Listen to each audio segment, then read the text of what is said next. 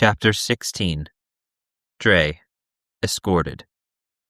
Dre grunted with exertion as the barrel emerged from his pack and its weight-reducing properties, an experience that felt similar in nature to lifting something heavy out of the water, though the scale was more extreme.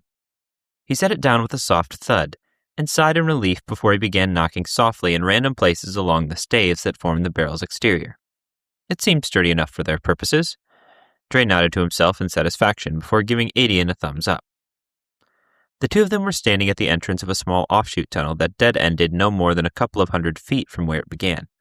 Dre was unsure of its purpose, but unless there was some clever concealment at work, then it simply led to nowhere. This was exactly the kind of location they had been hoping to find, and now was the time to put their plan into motion. Dre put his pack back on and then gave a nod to Adian, who immediately ran down the side tunnel until he disappeared around a bend approximately 50 feet from the entrance. Dre slowly tipped the barrel so that it was on its side and then carefully aimed it so that it was aligned with the center of the tunnel. It was like Old Man Floyd's favorite archery saying, an adequate shot at 10 paces would miss a target at 100, and they needed this barrel to travel a lot farther than 100 paces. With that in mind, he spent another moment to make sure that his aim was just right. Then he spent a few more shifting the barrel's angle so imperceptibly that he wasn't convinced its end position was any different than its starting one. He took a deep breath and then released it. It rolled, slowly at first, straight as an arrow down the unbending portion of the tunnel. It picked up speed quickly, though, and in no time at all it filled the air with an echoing cacophony, made all the louder by the silence it shattered. Perfect. He watched in quiet satisfaction for a few moments before he remembered that he most definitely was not supposed to be standing there still. So he booked it down the side tunnel where Adian was looking at him with wide eyes and an eyebrow quizzically raised.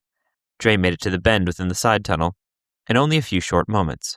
He stopped beside Adian, and they listened to the sound of the bounding barrel bouncing off the ground and walls. It reverberated throughout the tunnels. It continued for what seemed like far too long a time, before the barrel's mad dash came to an abrupt end, with a loud but quite distant crash. Dre only had a few moments after that before he heard the much-anticipated sound of padding feet. This time the sounds were louder, and obviously more numerous. The creatures came and went in a flash as they sprinted towards the disturbance. Dre looked to Adian, who had started counting on his fingers when the last sounds of the creatures had faded away. At 10, Dre dashed out of the side tunnel with Adian right on his heels. They sprinted up the main tunnel in an attempt to cover as much distance as they possibly could, while the previously patrolling creatures were distracted. Dre hoped beyond hope that the exit was close by, but his spirits fell and doubts grew as they continued to run up the apparently endless tunnel with no sign of an end in sight. As his legs burned and his lungs ached, he couldn't help but expect to hear the sound of pursuit closing in from behind. But as time stretched on, and on, it never came. Had their plan really worked so well? Maybe they could actually get out of here alive. Maybe he could make things right with Asya, and then maybe they could... Dre's hopeful thoughts died abruptly as they approached a split in the path. Normally, this wouldn't be an issue. They would simply choose the path that ascended and continue on, as they had done previously. The problem was, the ascending tunnel wasn't empty. Far from it. A small army of creatures rushed down it, straight towards them. Dre's heart all but stopped at the sight. But he did the only thing that he could. He turned into the empty tunnel and allowed its downward slope to quicken his pace to dangerous levels. They would have to backtrack deeper into the tunnels and find a different, safer path up. But it wasn't meant to be. The next split that they came upon had one tunnel blocked by a wall of unmoving, corrupted creatures. His mind couldn't rationalize what he was seeing, so he once again turned to the empty tunnel and allowed it to take him further down into the depths of the dungeon. It happened a third time, then a fourth, then a fifth. Each time they were forced deeper. Dre was filled with even more dread. They weren't escaping. They were being herded somewhere deep, like sheep to the slaughter. The tunnels grew darker and darker as the glowing moss became scarcer and scarcer. As their sight diminished, so did their speed. Eventually, they were forced to walk, their hands groping along the wall for guidance in long stretches of unlit tunnel. After one such stretch of harrowing darkness that had been filled with half-heard sounds emanating from behind them, Dre turned and, to his horror, found a horde of sickly creatures. They were less than 20 feet behind the two of them. The creatures didn't dash in or leap or attack. They simply matched Dre and Adian's weary pace. They weren't being chased. They were being escorted. As Dre's terror grew and grew, he started to panic, His breath came in shallow gasps, sweat poured off of his brow, and he could have sworn that he smelled the stench of his own fear. Adian tried to calm him down, but his words and platitudes were to no avail. How could they be, when Dre could see the terror deep within Adian as well, even if he did an admirable job of hiding it? The field musician had tried to get Dre to discuss a new plan of escape, but what was the point? There were more corrupted creatures than Dre would have dreamed was possible, especially when taking into account the correlation between dungeon age and strength. This dungeon had, as far as anyone knew, just come into existence.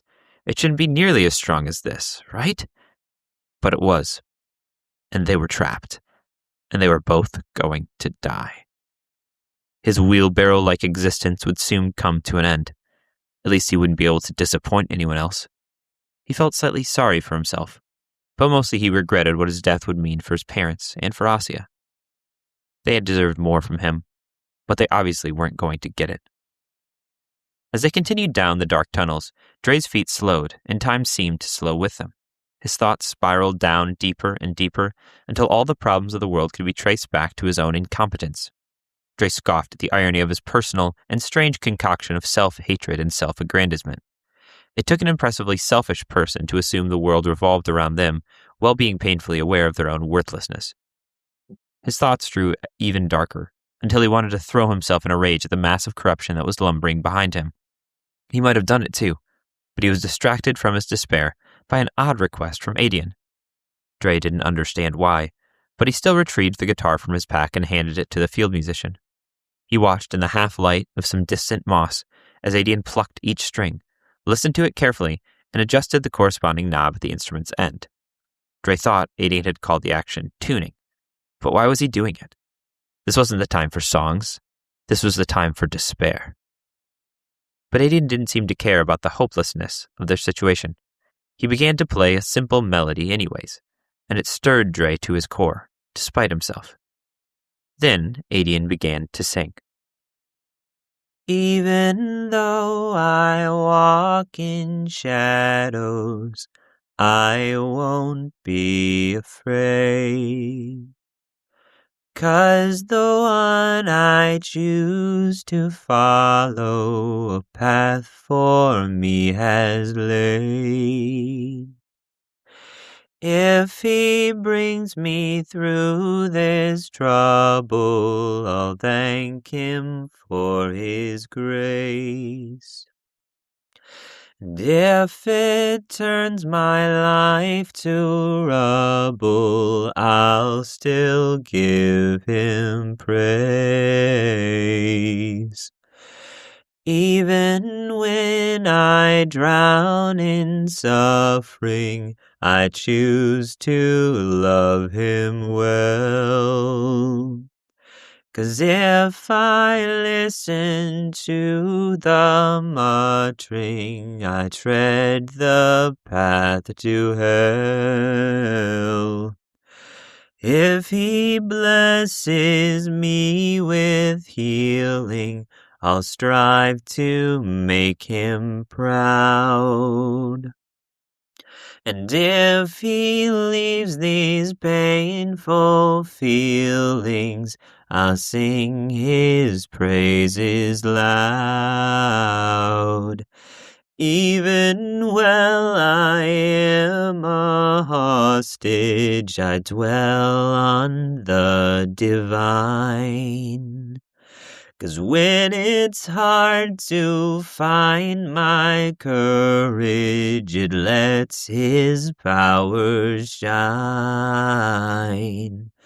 And if this is to be my ending, I bow beneath his will. Before into my grave descending, I'll help his plans fulfill.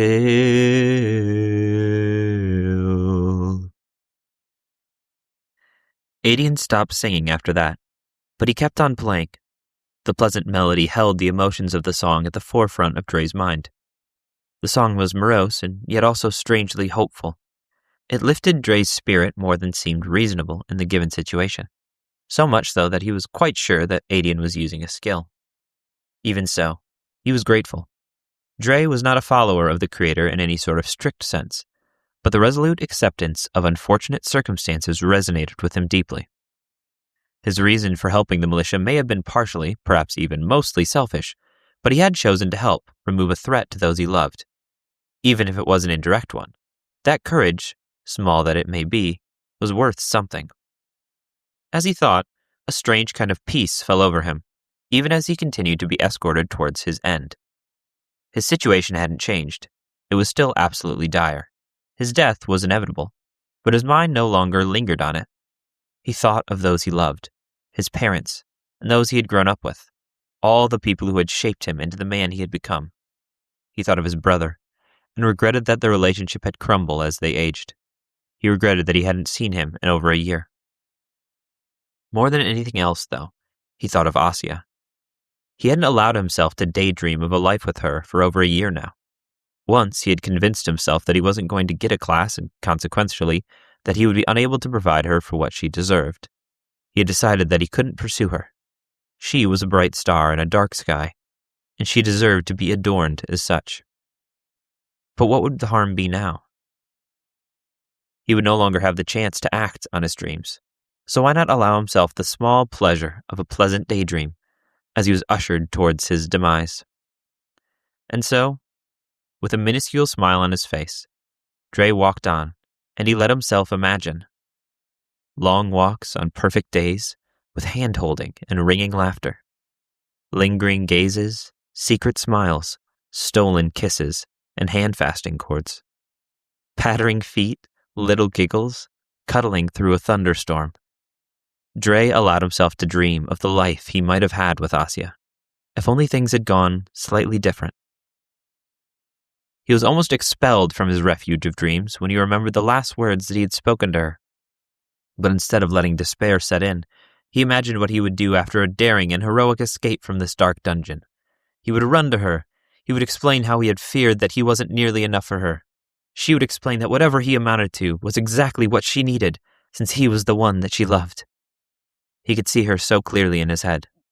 She smiled at him like an angel. He smiled back. The smile slowly turned into a frown as Adian stopped playing, and the effect of his skill was broken. A bright, haunting green light emanated from the tunnel ahead of them. Dre locked eyes with Adian, and he couldn't help but let his fear show. Adian's only response was a small, regretful smile, as if to say that he was sorry that his song and the relief it provided hadn't lasted until the end. As Dre walked into the light, his eyes slowly adjusted from the prolonged darkness. Innumerable bright, blurry shapes sharpened into the unimaginable sight before him.